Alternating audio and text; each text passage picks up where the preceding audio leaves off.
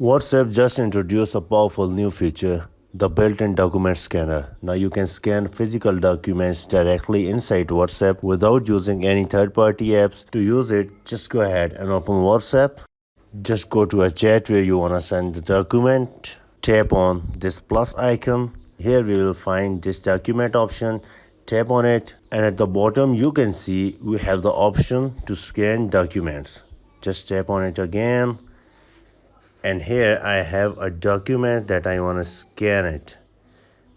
Perfect. This is scanning this document perfectly. Let me scan from this side, and this is the complicated document I'm getting scanned with WhatsApp. Let me try to scan with the double pages. Perfect.